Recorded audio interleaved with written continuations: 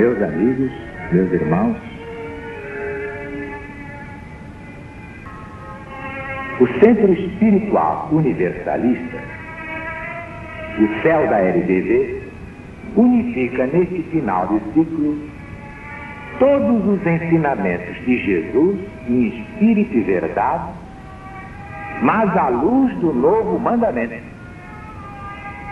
Nenhum sectarismo, nenhum ecletismo, nenhum hibridismo, porque a verdade não é híbrida, não é sincrética, não é eclética, não é sectária.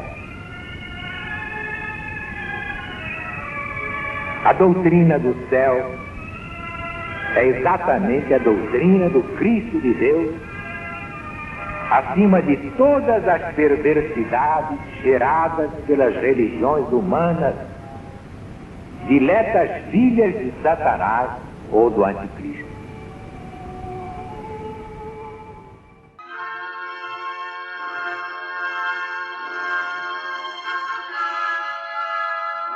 Doutrina do céu, Espírito da verdade, Alziro Zarur responde.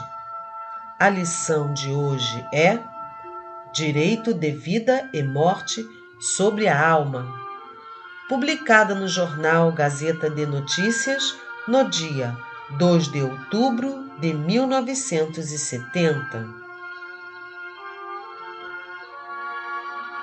Disse Jesus aos 72 discípulos: Aquele que vos escuta, a mim me escuta. Aquele que vos despreza, a mim me despreza. O que me despreza, a mim despreza aquele que me enviou. Como o Espírito da Verdade interpreta estas palavras?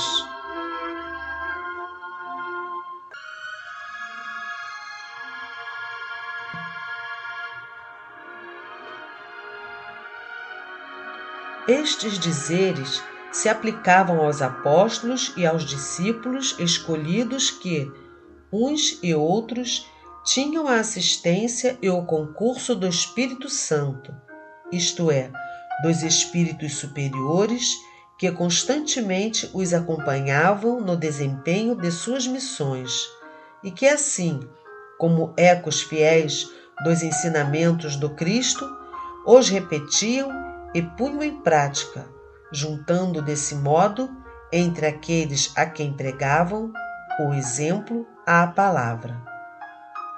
Entretanto, apoiando-se nessas proposições de Jesus, os homens se arrogaram o direito de vida e de morte sobre as almas. Não compreenderam que não se confia a execução da obra, senão ao operário capaz de a executar, e que não basta que o Pai tenha sido hábil para que o Filho o seja igualmente. Enviando os discípulos que escolhera para transmissores de sua palavra, com autoridade para abençoar ou reprovar, Jesus não deu esse direito a quem quer que entendesse de exercê-lo. Conquanto um gentio pudesse expulsar os demônios em seu nome, ainda assim era preciso que o invocasse seriamente, isto é, com fé viva, humildade, caridade e amor. Disse Jesus aos discípulos: Ide levar minha palavra a todas as cidades e a todas as povoações, ide pregar a boa nova. A verdade vos pôs nas mãos o seu facho. Iluminai com sua luz todas as inteligências. Que a luz se espalhe. Ai dos que se recusarem a vê-la. Em torno deles, mais densas as trevas se farão. Entretanto, não condeneis os que a repelem, mas sacudi a poeira dos vossos pés, isto é, afastai-vos sem deles nada aceitar ou levar, nem mesmo a poeira que vossos passos levantem. Esses serão tratados com mais rigor que os de Sodoma e Gomorra, pois a luz lhes foi mostrada e eles fecharam os olhos. A palavra de paz lhes foi levada e taparam os ouvidos. Os que, aplicando a si mesmos as palavras do Mestre, se investiram do poder de ligar e desligar, esqueceram que Jesus recomendava aos discípulos que não se munissem de 2 túnicas, nem de 2 pares de sandálias. Nisto, como em tudo, cada um tomou o que lhe convinha, sem se importar com o resto.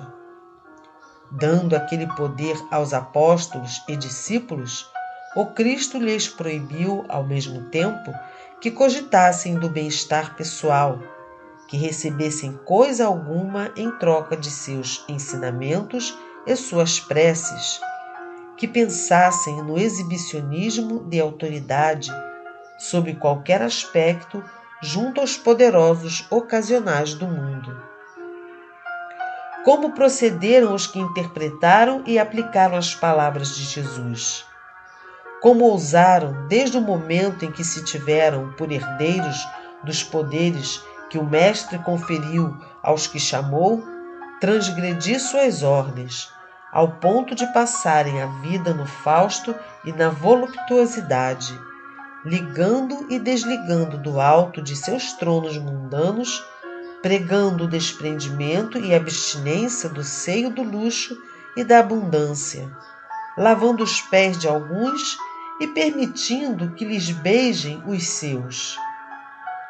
Para a vergonha sua, o homem não compreende que a única forma de erigir para si mesmo um trono consiste em assentá-lo no exemplo de uma vida austera e humilde, primando por seguir as pegadas do Cristo, por imitar seus apóstolos e discípulos, vivendo os ensinos do Evangelho de Deus.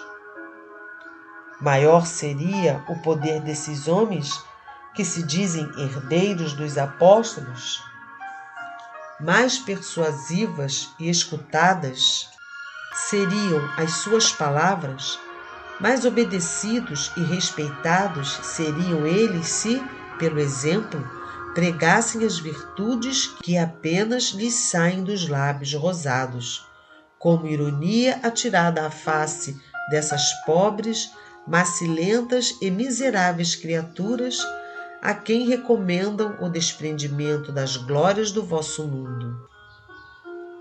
Não está, porém, dentro deste quadro a nossa tarefa atual. Por isso encerramos aqui nossas observações. A cada dia basta o seu labor.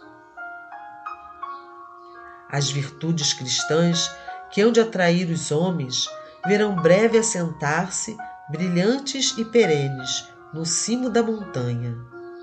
Mas não esqueçais, somente os que em tudo se esforçam por seguir os passos de Jesus, os que imitam os apóstolos e discípulos, os que praticam sinceramente as suas lições, sua doutrina eterna, têm o direito, seja o que forem, padres ou leigos, judeus ou gentios, de se dizerem continuadores do Cristo, aplicando a si mesmos estas palavras: